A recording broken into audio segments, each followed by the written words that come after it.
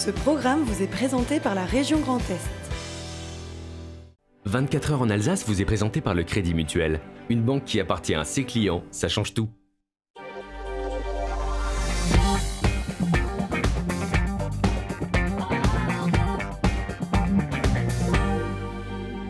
Mesdames et messieurs, bonsoir, bienvenue pour une heure d'actualité 100% Alsace et 100% régional, c'est ça, sur Alsace 20 avec tout à l'heure le Vera Lifestyle, puisque Vera recevra son invité Étienne List, qui est photographe professionnel et notamment portraitiste.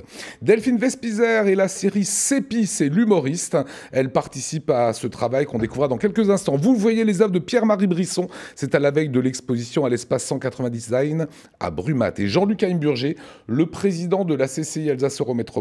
Avec nous ce soir, on va parler des conséquences du coronavirus sur le monde de l'entreprise et de l'industrie ici en Alsace. Voilà pour le sommaire. Place à présent au JT, Anna Britz.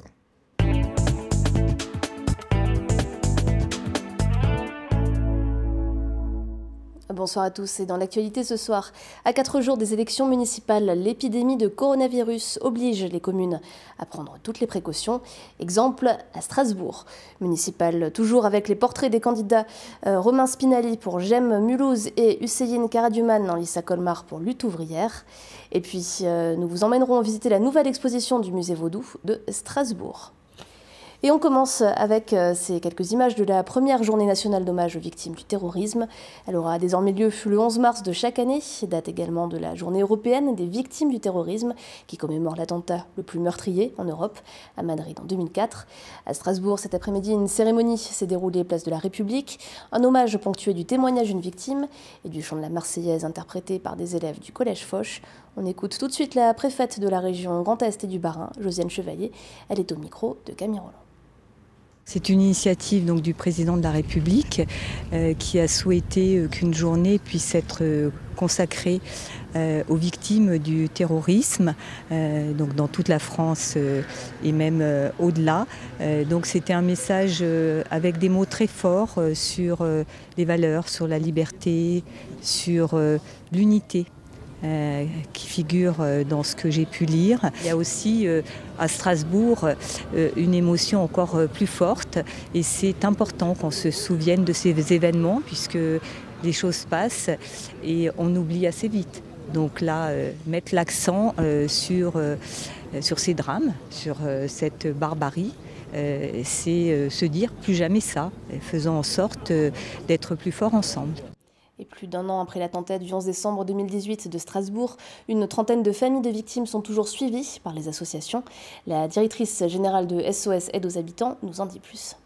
Ces suivis consistent essentiellement au suivi psychologique, suivi juridique pour tout ce qui est indemnisation auprès du fonds de garantie et aussi des actes administratifs, des questions qui sont relatives au logement parce qu'on en a, et puis tout ce qui est demande de nationalité pour certaines victimes, reconnaissance des enfants en tant que pupilles de la nation. Mais les victimes se préparent, celles qui se sont constituées partie civile.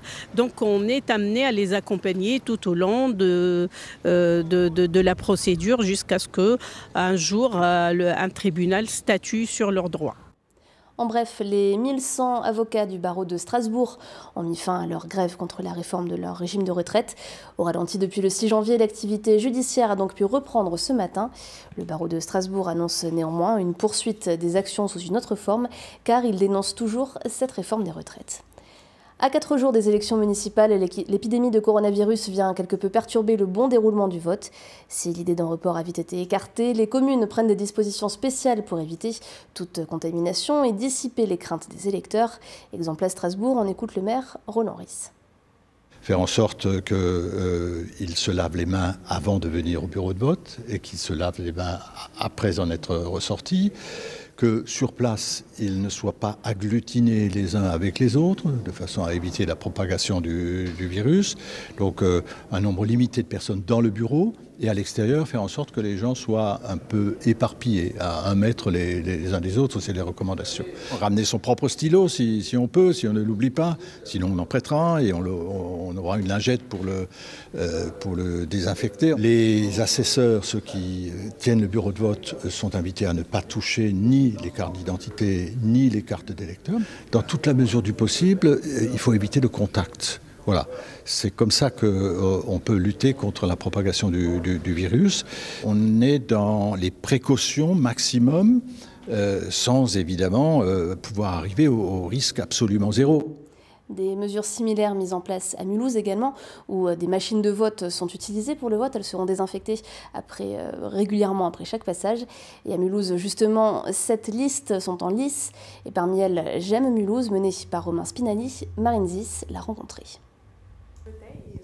Romain Spinali, 42 ans, responsable innovation dans le domaine de l'informatique et des produits connectés. Il est numéro 1 de la liste centriste et citoyenne J'aime Mulhouse. Voici son projet pour la ville. Nous avons un projet qui a vocation à servir les 110 000 Mulhousiens pour qu'ils puissent réussir leur vie à Mulhouse. D'une part, pour pouvoir suivre leur scolarité, de la maternelle à l'université, mais également créer le club des possibles, faire en sorte qu'il soit possible et facile de réussir dans sa ville, faire en sorte qu'on utilise le capital humain qui est extrêmement important à Mulhouse, la ville est jeune, de manière à pouvoir nous retrousser les manches et chercher chez nous, en nous, les solutions pour construire un avenir différent. La volonté également de créer une coopérative financière avec la possibilité effectivement d'avoir un bras financier pour que les Mulhousiens puissent prendre des participations dans leur ville, dans les nouveaux projets, pour introduire le développement durable et également faire en sorte qu'ils s'enrichissent au moment où la ville va prendre de la valeur et dans l'immobilier et dans la création de richesses par l'intermédiaire des différentes entreprises qui pourront être créées. Comme lui, 95% de ses colistiers ne se sont jamais présentés à aucune élection. Les personnes qui sont sur cette liste sont des personnes qui sont tous les jours dans la ville, qui sont tous les jours dans l'action, dans le lien. Et en aucun cas, nous n'avons besoin d'aller tracter sur les marchés pour rencontrer les Mulhousiens. Nous sommes les Mulhousiens, on a un lien très fort avec Unserland, mais également avec beaucoup de gens sur la liste qui viennent d'Italie, du Portugal, d'Espagne, d'Ukraine, de différents pays, parce que Mulhouse est la ville aux 136 nationalités. Épidémie de coronavirus oblige, réunions et meetings sont difficiles à organiser, voire interdits. Alors la liste J'aime Mulhouse a décidé de miser sur un clip promotionnel qui sortira demain, mercredi.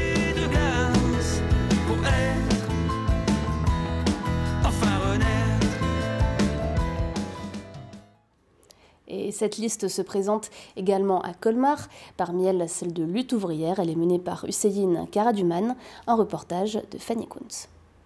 Hussein Karadouman, 51 ans, moniteur d'atelier en milieu associatif et tête de liste de faire entendre le camp des travailleurs.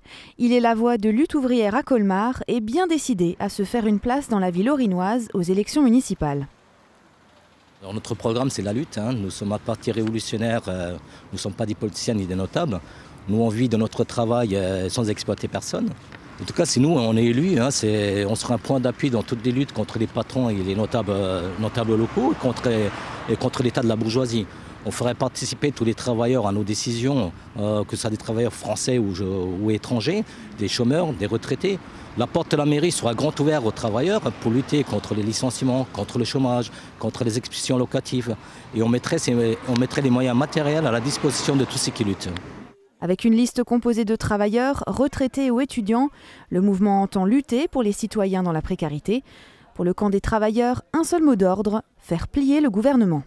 On profite de ces élections aussi, en même temps pour pouvoir dire aux travailleurs qu'il faudra qu'on choisisse notre avenir, ou laisser faire et le capitalisme va nous amener dans la barbarie, dans la misère, ou on prépare la révolution sociale et démocratique des travailleurs pour satisfaire les besoins de la population. En attendant le premier tour ce dimanche, la gauche révolutionnaire poursuit sa campagne à Colmar en brandissant son drapeau rouge du camp des travailleurs. Et puis, plus léger pour finir ce journal, vous avez peut-être déjà aperçu ou même visité le musée Vaudou de Strasbourg, qui se trouve dans un ancien château d'eau. Il propose depuis ce matin une nouvelle exposition, Magie religieuse et pouvoir secret. Vous pourrez y découvrir une centaine d'objets magiques dressant un parallèle entre culture vaudou et alsacienne. Un reportage de Gilles Kuntz.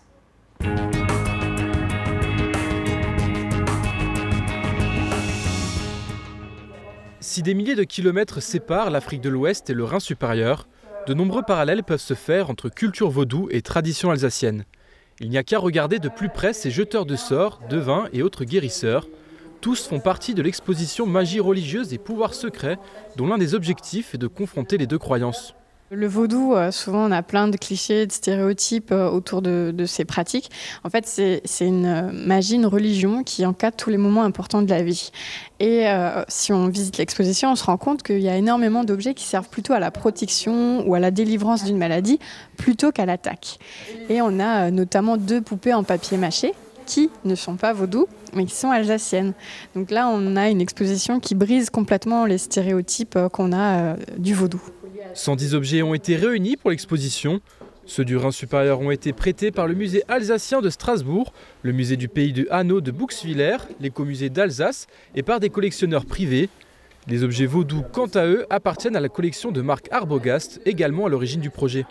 Il se trouve que dans les Vosges, où j'ai ma maison de campagne, à une centaine de mètres, se trouve la maison de Fifine. C'était une sorcière, comme on l'appelait là-bas, mais surtout une guérisseuse, et qui pratiquait donc sur les animaux officiellement.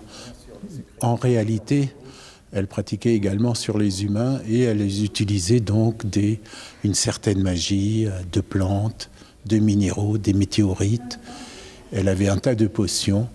Et donc, le fait de l'avoir côtoyée m'a donné l'idée de faire cette exposition et surtout d'en faire un parallèle avec le vaudou et les pratiques de nos régions. L'exposition Magie religieuse et pouvoirs secrets, proposée en français et en allemand, est visible au château Vaudou chaque après-midi, du mardi au dimanche jusqu'au 29 novembre. Une soirée de lancement aura lieu ce vendredi 13 mars, tandis que des visites guidées nocturnes à la lampe torche seront organisées chaque mois. Et on finit ce journal avec l'image du jour, Oliviane. Étrange géographie des élections municipales en Alsace. Dans les grandes villes, on se bouscule. 11 listes à Strasbourg, 7 à Mulhouse et Colmar et 6 à Schiltigheim. Mais il n'y aura qu'une seule liste dans de nombreuses communes des 2 départements. Ce sera le cas notamment à Altkirch, Benfeld, Bergstedt, Dorlisheim, Ilfurt, Egbolsheim, Rixheim ou Wittelsheim. Dans toutes ces communes de plus de 1000 habitants, il suffira d'une seule voix pour valider l'élection de toute la liste dès le premier tour. Le seuil de 25% des inscrits n'entrant pas en ligne de compte. Voilà qui gonflera sans doute encore plus l'abstention que le coronavirus. Quant à Altenheim et Ettendorf, aucun candidat ne brigue ces 2 jolies mairies. Voilà, merci beaucoup Anna pour ce JT. On accueille le plateau avec Vera et son invité Étienne List, photographe professionnel, Pierre-Marie Brisson. Et venez Jean-Luc Heimburger, je vous en prie, venez. Jean-Luc Heimburger, président de la CCI Alsace-Eurométropole, et l'artiste qui va exposer à partir de demain à Brumath, Pierre-Marie Brisson. Soyez tous les bienvenus, on s'installe. On va parler un peu de coronavirus et des entreprises, comment est-ce qu'on peut les aider en Alsace, juste après la météo.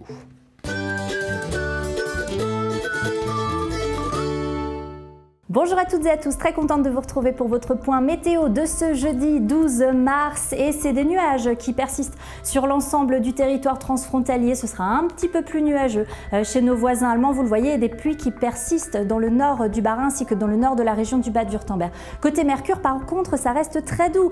Jeudi en matinée, comptez 11 degrés. Ce sera pour Strasbourg ou encore pour Mulhouse, 10 degrés pour le reste du territoire alsacien, 11 degrés également chez nos voisins allemands. L'après-midi, ça se gâte, l'arrivée d'une nouvelle perturbation qui balaye notre territoire avec beaucoup plus d'averses prévues sur l'ensemble du territoire transfrontalier, un petit peu plus de soleil sur l'Alsace et un temps un petit peu plus sec, notamment du côté de Colmar. En après-midi, les températures grimpent nettement, comptez jusqu'à 15 degrés sur l'ensemble du Haut-Rhin, 14 degrés pour Strasbourg, 12 pour Saverne ou encore 11 la minimale, ce sera pour Wissembourg. On regarde ce que nous réserve le temps ce vendredi et c'est le grand retour du soleil, notamment sur l'ensemble du Haut-Rhin ou encore dans le nord de la Suisse, vous ne voyez même pas de nuages. Pour le reste du territoire, encore quelques nuages bas qui persistent, mais vraiment rien de bien méchant. Les températures pourront atteindre 11 degrés vendredi, au meilleur de la journée. Jeudi, nous serons donc le 12 mars et nous fêterons les Justines. Le soleil se lèvera à 6h47 pour se recoucher à 18h30. On gagne encore 4 minutes de soleil. Je vous souhaite un très bon moment sur Alsace 1 et je vous retrouve demain. Salut!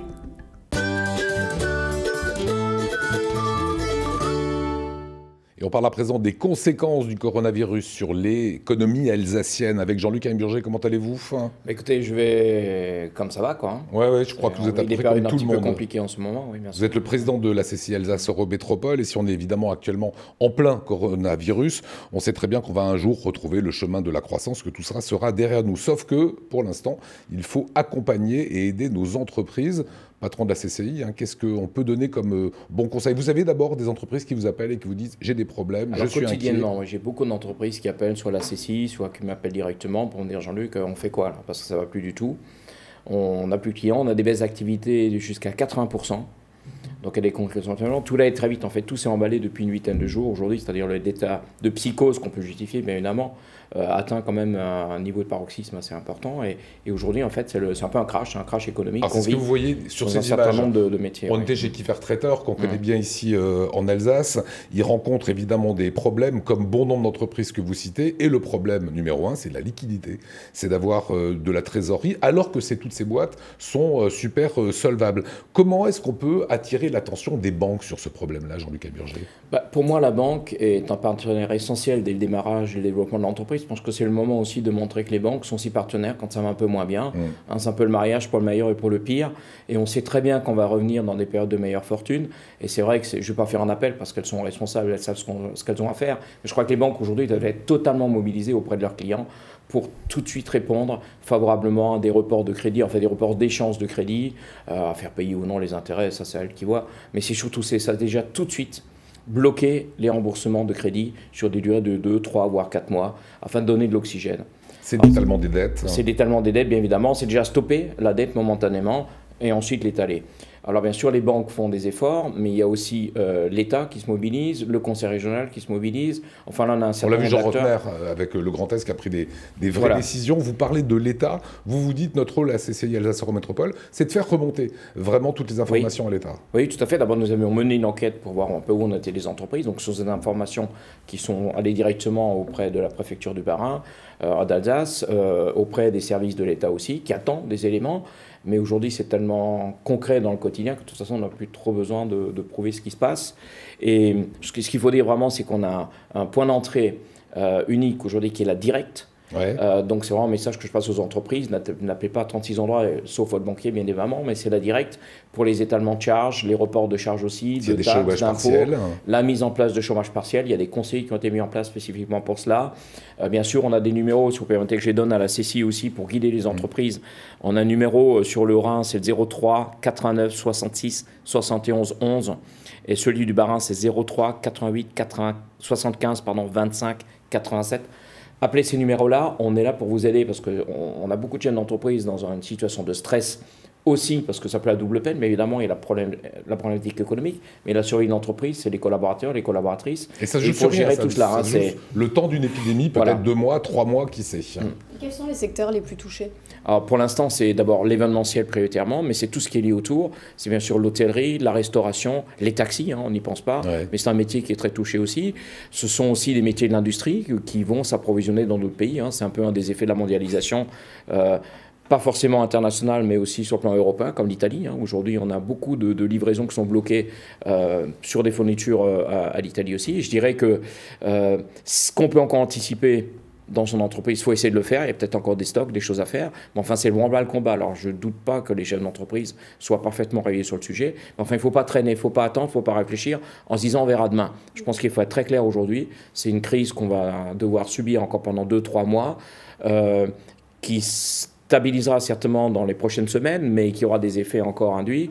Et donc, il faut se préparer quand même 3-4 mois difficiles. Donc, il ne faut pas attendre en disant demain, ça ira peut-être déjà mieux. Je crois que ça, il faut vraiment être clair là-dessus. Voilà, pour la trésorerie et pour les images qu'on vous montrait, c'est les hôtels. On a évidemment couvert un petit peu ce sujet hier sur les hôtels. 80% de manque à gagner durant les sessions parlementaires. Or, la session de mars est de nouveau annulée. Elle reste sur la Belgique. Les restaurants, les boulangeries, les pâtissiers disent qu'ils ont moins d'activité. Métier d'événementiel, vous l'avez dit, c'est une catastrophe parce que tous les événements ont été annulés. Donc ces boîtes, si elles n'ont pas de trésorerie dans ce mois de mars, elles ont du mal à payer leurs salariés déjà, etc.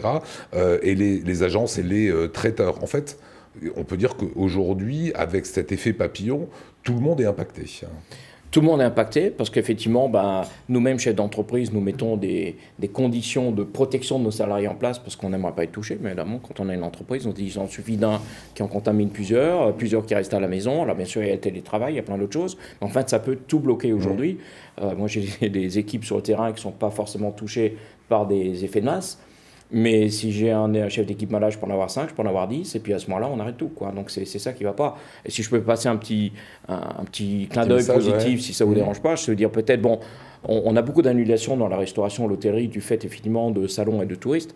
Mais peut-être que si je parle des Strasbourgeois ou dans les villes, on a peut-être un petit peu moins peur, on a peut-être plus envie de passer une soirée dans un restaurant. Et je dirais que c'est un peu de solidarité à apporter à ces métiers-là, c'est dire, allez, pourquoi on ne se ferait pas une soirée dans un hôtel du coin, on sort de chez nous, on passe une soirée sympa. Je pense que les hôteliers auront besoin de ce petit coup au moral. Je pense que ça sera sympa aussi que le restaurant d'à côté en profite un peu. Je pense que tout le monde sera prêt à faire un petit effort et de dire, allez, on soutient cette économie-là, mais localement, et on se fait une soirée, pas chez nous, on va dormir dans un hôtel du coin, on va se manger dans un restaurant, un petit truc sympa, et on soutient tout le monde. Je crois que cet effet solidarité aujourd'hui est important. Franchement, on ne va pas tous mourir de coronavirus, on sait que c'est compliqué, on sait que c'est pas simple, on sait qu'il y a un minimum de risque.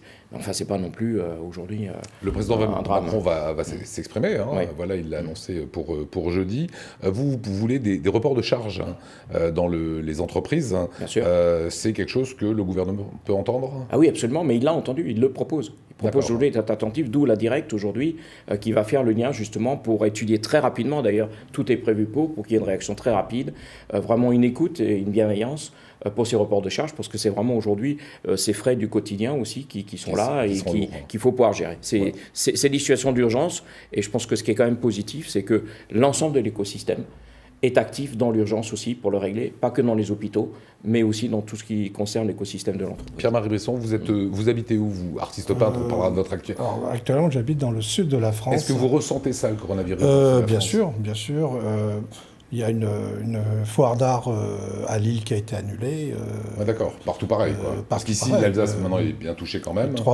J'en suis à 3 expositions annulées, etc. D'accord, on est vraiment... Il faut vivre avec.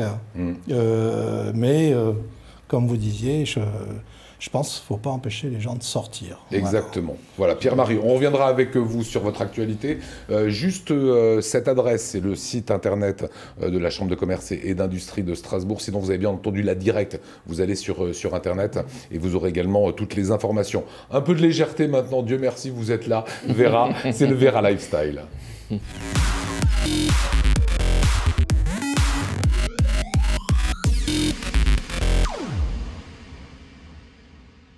Bonsoir à tous. Alors aujourd'hui, je vous propose une chronique basée sur la photographie. Avec nous ce soir, Étienne Lys, qui est photographe professionnel en Alsace. Bonsoir Étienne. Bonsoir Vera. Alors tu as déjà près de 20 ans de métier, on peut dire. Donc oui. Tu as vu les évolutions de la photo, l'arrivée du smartphone, toutes ces choses-là, on ne parle même pas de Minitel. Eh bien, comment aujourd'hui est-ce que tu pourrais expliquer, qualifier le métier de photographe aujourd'hui ? Alors photographe, c'est un métier aujourd'hui où on ne demande plus de faire juste une photo nette, bien exposée, parce que ça, en effet, tout le monde avec son smartphone est en capacité de le faire. Je pense que le métier a bien évolué, c'est même une belle révolution, où aujourd'hui, pour réaliser une photo qui soit un petit peu supérieure en qualité, on va amener un sens artistique, on va amener un savoir-faire d'éclairage, on va amener... voilà, une mise en scène, une mise en forme qui va faire que nos images auront un impact. Alors tout ce qui est matériel, c'est aussi démocratisé, tant au niveau du prix, mais aussi au niveau de la qualité, c'est vachement plus quali. Est-ce que ça suffit d'avoir un bon matériel photo pour faire des bonnes photos ? Alors, ça c'est pas une question piège, mais en effet, tu parles de ça parce que peut-être, en effet, moi j'ai un gros studio sur Strasbourg avec beaucoup de matériel, je suis bien équipé. Et cette question est peut-être un peu dirigée par rapport à ça. Alors, oui, ça aide d'avoir du bon matériel photo. Bien sûr, ça ne fait pas tout, comme je viens de te le dire. Il faut savoir l'utiliser. Il faut comment dire, Oui, c'est un point de vue, la photo. On est en train de voir vos photos là qui sont absolument sublimes. On peut avoir du bon matos, je suis pas sûr que j'arriverai à faire ça, quoi. Oui, il faut avoir l'œil artistique. Voilà, il faut aussi bien savoir qu'est-ce que la personne en face de vous veut, alors que ce soit une personne, une entreprise. Oui, parce qu'il y a un côté psychologique, puisqu'il y a l'humain en face. Exactement, exactement. Je pense que quand on vient en studio pour faire une séance de prise de vue photo, que ce soit pour une famille, pour une femme enceinte ou pour toutes les raisons de la photo sociale, on vient peut-être chercher d'abord une expérience, se faire plaisir avec son image. Je pense que c'est un bon début, se faire plaisir avec son image pour pouvoir se dire tiens, je peux donner ça avec mon image et maintenant je peux être peut-être un peu plus ouvert aux autres et rayonner différemment, quoi. Alors on dit que tout se passe à Paris, est-ce que c'est toujours le cas pour tout ce qui est pub, mode? Alors peut-être c'est le cas pour la haute couture ou des choses comme ça. Moi, je pense qu'il y a beaucoup de choses qui se font en local. Aussi bien du côté industriel, je réalise des images pour des grandes entreprises qui sont dans le domaine équestre, pour de l'équipement, des choses comme ça. Aussi bien pour des petits magasins, des commerces qui vont avoir envie de communiquer sur les réseaux, Instagram par exemple. Pour des marques, pour des créateurs. Il y a plein de choses qui se font à Strasbourg. Ouais. Et qu'est-ce qui te plaît le plus dans ton métier? Je crois que c'est apporter une belle image aux gens. Que les gens viennent me voir et que derrière ils ressortent avec le sourire, avec la satisfaction d'avoir fait quelque chose de bien avec leur image. Ça, c'est vraiment très très agréable. L'estime de soi, c'est vraiment quelque chose que je travaille beaucoup. Et voilà, ça peut être pour le particulier, mais parfois ça peut être aussi pour les professionnels qui ont besoin d'avoir une belle image pour leur réseau, pour se présenter. Voilà, je crois que la photo au smartphone, comme on en parlait avant, pour un LinkedIn ou ainsi de suite, c'est un peu limite aujourd'hui. Et je crois que de faire un petit peu mieux, c'est quand même bien. C'est à la portée de tous. Voilà, et si tu as une anecdote à nous raconter là sur le plateau? Alors, une anecdote, j'aurais envie de dire que c'est surtout un ressenti, on va dire. On m'a dit une fois au sortir d'une séance de prise de vue, Étienne, tu devrais être remboursé par la sécurité sociale. Ah bah voilà. Et ça fait extrêmement plaisir, c'est clair. C'est bon ça. Super, bravo Étienne. En tout cas, vous pouvez retrouver tous ces travaux sur donc la page Instagram et le site qui s'affiche en dessous. Moi j'ai bien aimé la question, qu'est-ce qui te plaît le plus dans ce métier? On la posera tout à l'heure à Pierre-Marie, tiens celle-là, la même. Autre actualité, Vera. Alors on va parler de boobs, de nénés, de seins, voilà, parce que vous le savez, Facebook censure pas mal de choses, puis d'autres qui passent, qui sont plus étonnantes, mais les nénés ne passent jamais. Alors je suis tombée sur un site Instagram qui est complètement délirant. Vous regardez ces photos, en fait, c'est un compte qui s'amuse à transformer des tétons et en fait, il va tester les posts pour voir s'ils passent sur Instagram. Donc, il y a pas mal de créativité là-dedans. Et là, vous voyez tous les tétons qui sont postables ou comme on dit aujourd'hui, instagrammables. Parce que sinon, ça passe pas du tout. Non, pas du tout. C'est censuré parce que même si on met par exemple une photo dans un musée d'une déesse dénudée, ça ne passe pas. Il détecte les nénés. Oh là, c'est terrible. Voilà. Un petit coup de cœur pour finir. Allez, un petit peu de tendresse dans ce monde de brut pour finir cette chronique. On est en pleine période du coronavirus, je ne vous apprends rien, donc pas de contact humain, c'est devenu même un concept. Donc j'ai trouvé cette photo que vous connaissez tous, c'est une image incontournable de Douaneau, du baiser de l'hôtel de ville qui date de 1950. Voilà, une chose à dire, prenez soin de vous et bisous avec le cœur. Voilà, ça va revenir, voilà, faut juste que ça passe un petit peu. Merci beaucoup Vera, on retrouve toute cette actualité évidemment sur l'Instagram de Vera, son Facebook ou sur le site alsace20.tv. C'est Pierre-Marie Brisson dans un petit instant, à la veille de l'exposition. Comment on est à la veille d'une exposition? Ça se passera à Brumath, on a le cœur un peu qui va, Pierre-Marie? Oui, un peu, bien sûr, toujours. Vous avez fait les derniers alignements, vous avez regardé tout va bien 40 ans que ça dure, mais à chaque fois, une exposition, peu importe son importance, il y a toujours une petite chose comme ça, un petit silence. Puis après, une fois que on est dans le vernissage, etc. Là, c'est parti, une petite coupette et ça va mieux. On en parle juste après ça.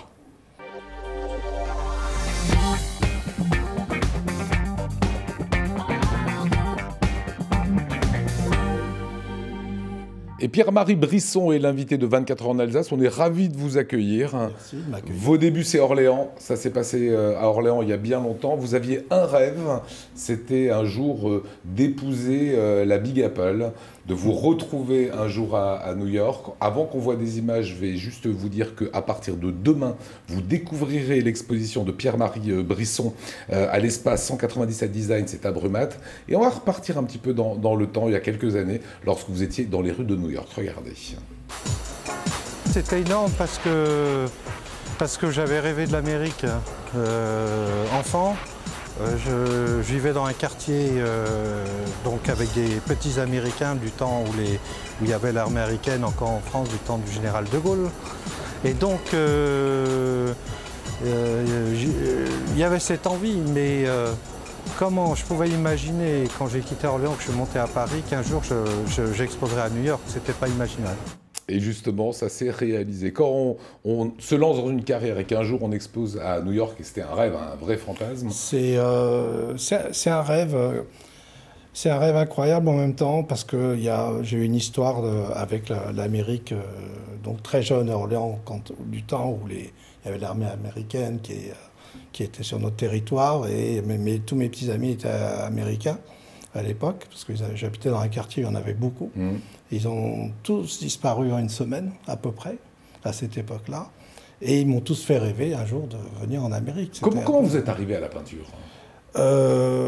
J'ai toujours aimé la peinture. C'est quelque chose qui est arrivé, je veux dire, très jeune.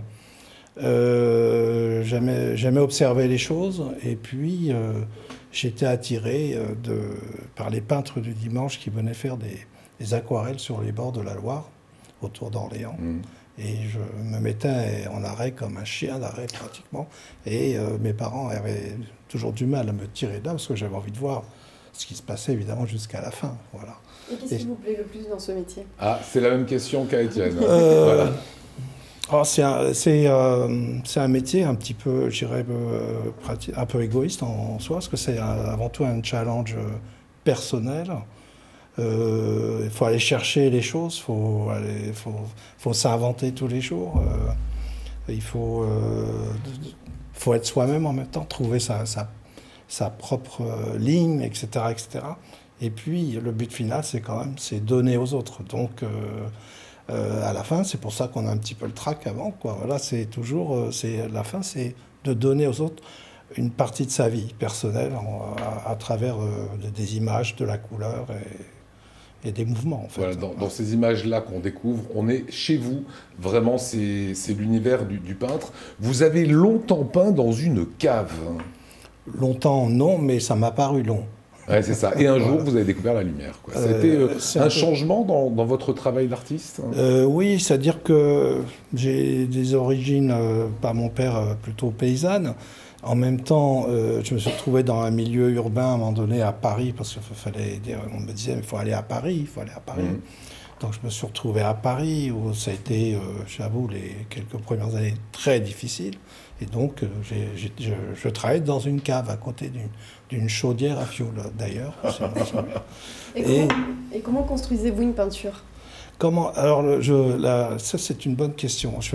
Parce que la peinture, pour moi, je vais comparer à la cuisine. Voilà. On a des éléments devant soi, du sel, du poivre, une matière qui peut être transformable comme une pomme de terre, etc. Et la peinture, pour moi, avant tout, pour qu'elle trouve sa solidité dans la vision, il faut commencer par la construire solidement. Voilà. Donc, ça veut dire quoi ? Ça veut dire qu'il faut la bonne matière qui fasse rêver, ou dessus on a envie de poser quelque chose. D'accord, c'est de la matière au départ. C'est de la matière. On vous voit faire des collages, on voit... comment vous travaillez si certaines personnes qui nous regardent ne connaissent pas l'œuvre en fait, ils vont aller à Brumat, on est bien d'accord, mais c'est comment vous travaillez ? Votre œuvre, c'est quoi ? Alors, moi, je travaille beaucoup par superposition de couches, de couleurs, de matière, de papier, de sur-papier, de papier qui revient encore, etc. Puis après, c'est comme un jeu. C'est un peu comme l'archéologie, d'aller essayer de retrouver ce qu'on a mis en dessous d'une certaine façon. Et vos œuvres de l'époque de la cave n'avaient rien à voir avec cela ? En fait, on retrouve un peu dans cette on retrouve cette même idée. Je pense que pour je ne sais quelle raison, on commence à peindre en étant soi, et on a une ligne personnelle malgré l'évolution, les changements de technique, les changements de forme, etc. Mais il reste toujours quelque chose du début. Voilà, et les critiques d'art disent que votre œuvre est très souvent onirique et mystérieuse. Ouais. Voilà. Ça va se passer à partir de demain. Ça va durer assez longtemps, cette exposition, pendant un mois et demi, 2 mois. Pratiquement, ouais. Voilà. Donc demain, vous allez aussi être à la rencontre des Alsaciens. C'est l'expo Espace 197 Design à Brumath. C'est jusqu'au 13 mai. L'œuvre de Pierre Brisson, vraiment à découvrir. Ça a été un plaisir, Pierre, de vous avoir sur ce plateau. On va terminer, allez, il nous reste une petite minute. On va terminer avec vous, Jean-Luc Heimburger. On a évoqué ce coronavirus qui empoisonne évidemment la vie des gens, qui fait peur. Après ça, ça ne va pas durer non plus éternellement. Et si on veut de l'information, il y a forcément la CCI Alsace Eurométropole que vous pilotez, mais il y a la Directe. On va rappeler le rôle de la Directe. Le rôle de la Directe, c'est un petit peu celle qui gère la relation entre les règles du travail et les entreprises, mais pas que. De toute façon, on peut aussi l'appeler une partie de la Directe Inspection du Travail, mais c'est le service support. C'est l'ancienne Inspection du Travail. C'est un peu l'ancienne, oui, mais plus largement aujourd'hui, mais c'est un support aussi de contact pour le bon fonctionnement des entreprises, mais aussi pour les contacts avec l'administration. Et le point d'entrée, effectivement, aujourd'hui, c'est la Directe qui a désigné dans ce sens-là. Et avec un numéro de téléphone. Voilà, qui s'affiche, on va le remettre. Affiché ici, voilà, c'est le 0800 c'est important, voilà. 130 000. Merci beaucoup, Jean-Luc Heimburger, merci beaucoup à vous, et allez à Brumath découvrir son œuvre. Merci Étienne pour ces explications photographiques. Merci Vera Lifestyle, que vous retrouvez évidemment sur son Instagram aussi et sur son Facebook. Place à présent à votre Alsace avec Delphine Vespizer. C'est parti. Au Cèdre, dégustez une cuisine libanaise faite maison avec des ingrédients de qualité en plein cœur de la Cruteno à Strasbourg.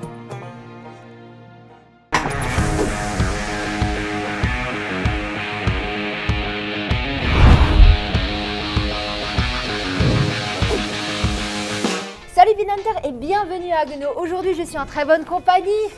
Oui, avec Seppi. Avec Seppi. Aïe, salut, Biguette. Alors Seppi, il est comédien, il est humoriste et il est aussi un peu producteur, enfin carrément producteur là, de cette série dans laquelle j'ai la chance de jouer avec toi aussi Steve, justement, qui est derrière la caméra. Tu peux nous en dire plus? Et franchement, c'est un honneur de recevoir autant de personnes dans cette série. C'est une série qu'on a créée avec Tchèque, avec Mike. C'est une équipe technique, une équipe de comédiens avec qui on a voulu fédérer un petit peu des gens, en plus des gens qui habitent à Paris, des gens locaux. Ouais. Delphine Vespizer, Nicolas Riffel, Bristol, Yvan, Fleur FM, enfin plein de choses. Oui. Des talents made in Alsace que j'ai voulu mettre en avant. Des talents made in Alsace et puis un groupe de copains en fait. Un groupe de copains à la base. Et comme tu m'as dit franchement, moi c'est mon rêve de créer quelque chose, une série ou quelque chose, d'un collectif voilà, d'Alsaciens et d'essayer de faire quelque chose, des sketchs, des musiques, mais voilà, créer. Et franchement, j'ai entendu l'appel. Tu as entendu l'appel, oui. Tu as réalisé mon rêve et justement, on vous montre ce que ça donne. Venez avec nous. Oui.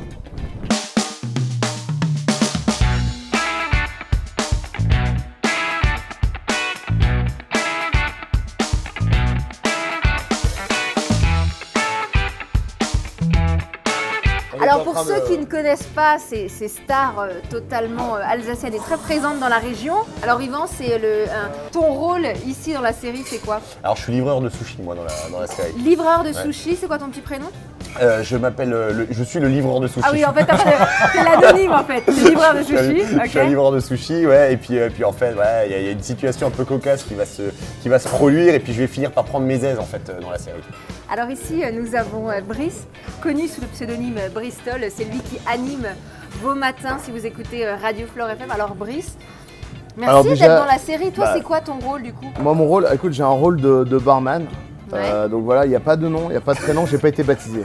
Donc Okay. voilà, mes prénoms, mes parents ils m'ont dit, voilà, mec, barman, ça ira bien de toute façon, puisque c'est un rôle de composition. J'ai longtemps été barman du côté de la Californie. Bon alors Nico, pourquoi avoir accepté cette série? Pour l'aventure, surtout entre Alsaciens, et un projet commun qui est super intéressant, et de se dire, on en discutait tout à l'heure, de se dire faut mettre la main à la pâte aussi pour la créativité en Alsace et pas forcément venir en se disant bah voilà je suis une star, il faut me payer. Non, au contraire, on est tous là d'une façon amicale et ça nous fait plaisir et puis je pense que ça sera super intéressant. Exactement, et en plus oui c'est un peu une histoire d'amitié. Alors il y a des rencontres, hein, tu les connaissais pas. Exactement. Mais moi quand je vous prends tous les trois et puis aussi Steve ici présent dans la caméra, tu te calmes. C'est vraiment une histoire d'amour, d'amitié, donc les copains, je suis vraiment contente de partager ça avec vous. D'ailleurs, merci. Au niveau de l'ambiance, on est comment ici là? On se fait chier hein, quand même. Non, on se fait chier comme des rameurs. Moi j'ai hâte de me barrer d'ailleurs. Ouais.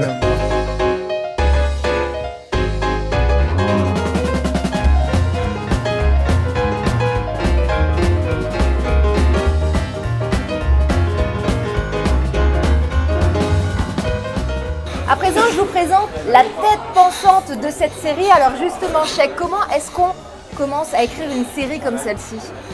D'abord, on échange, beaucoup d'échanges entre moi et Sepi, oui. Donc, Sepi que tout le monde connaît dans la région. Ouais. Et ensuite, on propose des idées, on crée un groupe WhatsApp. Bizarrement, c'est la nouvelle mode d'écriture. On crée un groupe WhatsApp, on échange des idées, puis on ajoute Chris, on ajoute Mike, on communique, et puis au final, on crée des situations, des personnages. Et pour la bande à Sepi. Alors au niveau de l'humour justement, qu'est-ce qui marche? Est-ce qu'il faut qu'on soit sur des thèmes récurrents du quotidien? C'est quoi le style d'humour qu'on va retrouver dans la série? C'est l'humour que les jeunes d'aujourd'hui suivent, c'est-à-dire des vannes très courtes, très courtes et incisives entre guillemets, et qui parlent à tous. Et après les thèmes d'actualité, on aborde tous les thèmes du moment et on mélange un peu, on met en avant, il y a des fois plus un personnage qu'un autre. D'accord. Et voilà, donc c'est vraiment l'esprit d'équipe.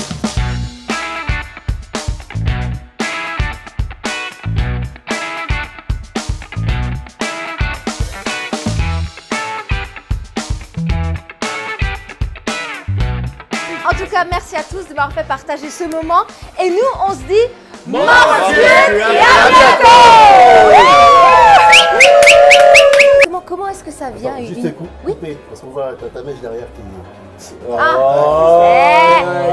là là, il est là, il a l'œil.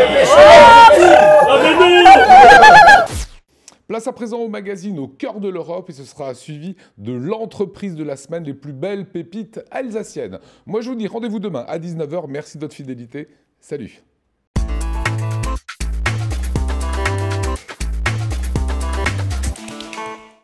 L'élévation mondiale du niveau de la mer, une des conséquences du dérèglement climatique. La température moyenne pourrait donc augmenter de 2 à 4 degrés dans le monde d'ici 2100 et des villes comme Brême et Hambourg pourraient se retrouver sous l'eau. En 2016, les Global Goals, des objectifs mondiaux, ont été formulés par les Nations Unies. Dans le cadre de la 3e édition de la Journée mondiale des Global Goals, environ 200 élèves de Karlsruhe débattent sur des défis mondiaux auxquels ils seront confrontés au cours des prochaines décennies. Et des exemples, il y en a plein. Nous aidons financièrement un garçon au Rwanda, son nom est Jadon, pour qu'il puisse aller à l'école et étudier et pour qu'il puisse se nourrir et s'acheter des uniformes scolaires. Plutôt que d'acheter des vêtements très bon marché, chez Primark par exemple, il est peut-être préférable d'acheter quelque chose d'une qualité supérieure. Je ne suis pas fan des bateaux de croisière, donc comme on parlait de préserver l'eau, j'essaye aussi de rouler le plus possible en train. Personnellement, j'essaye de prendre la voiture le moins possible et d'acheter des produits sans plastique. Les Global Goals, ce sont au total 17 objectifs mondiaux que les Nations Unies se sont fixés en 2016, des objectifs qui devraient être atteints d'ici 2030 par les 193 pays membres. Ce sont les objectifs mondiaux de durabilité. Et tout a commencé lorsque nos élèves ont réalisé un projet de classe autour du chocolat. Ils ont alors remarqué que le chocolat était très souvent récolté par des enfants et ça les a beaucoup choqués. Ils ont donc voulu en parler autour d'eux et donc nous avons décidé ensemble de créer une rencontre autour des Global Goals. La journée mondiale des Global Goals de Karlsruhe est très bien accueillie par les élèves et a déjà permis de développer des projets comme des actions de dons de vêtements et de nourriture. Bien entendu, on ne va pas changer le monde en une journée. Demain, il y aura encore des enfants vivant dans la pauvreté. On dit souvent que les enfants devraient pouvoir prendre plus de décisions dans leur école. Eh bien ici, c'est le cas. Il reste à voir comment les grandes puissances mondiales s'attaqueront aux défis majeurs du changement climatique. Pour Clemens Wegmann, il est certain que chacun peut intégrer les 17 objectifs mondiaux des Nations Unies dans sa vie quotidienne, à l'image de ses 200 élèves de Karlsruhe. Les salles de sport à Karlsruhe, trop peu d'espace intérieur pour un trop grand nombre d'athlètes. Un sujet qui, selon le maire de la ville, Martin Lenz, pose problème depuis des décennies. Karlsruhe développe donc un plan sportif pour y remédier, mais il faudra attendre quelques années avant sa mise en œuvre. Les joueurs du club de volleyball PSK de Weierfeld-Dammerstock, au sud de Karlsruhe, souffrent actuellement de cette situation. Nous obtenons toujours de nouvelles salles à louer, mais pas dans la zone où notre club est situé, c'est-à-dire au sud de Karlsruhe. Je pourrais avoir des salles qui seraient parfaites pour notre sport, surtout pour les jeunes, mais pas dans nos créneaux horaires. Tout est complet pour les prochaines années. En plus de leur disponibilité, de la localisation des salles de Karlsruhe, s'ajoutent des places de parking limitées ou parfois l'insalubrité des locaux. Consciente des difficultés que rencontrent les clubs sportifs, la ville prend le problème à bras-le-corps. En 2021, un complexe sportif fermera ses portes pour être transformé en un grand centre sportif avec 3 terrains d'évolution, surtout prévu pour les joueurs de basket du PSK Lions Club. Puis rapidement, un autre complexe devrait être transformé pour accueillir les joueurs de volley.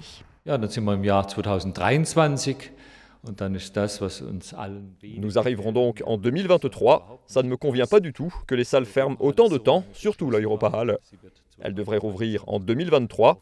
Pour la rentrée 2024, le public scolaire de notre ville pourra évoluer dans 2 salles à 3 terrains à Oberreuth et une 3e verra aussi le jour à la Hebel-Realschule. D'après la planification du projet sportif, les nouvelles salles seront construites en premier. Les clubs devront être encore patients jusqu'en 2024.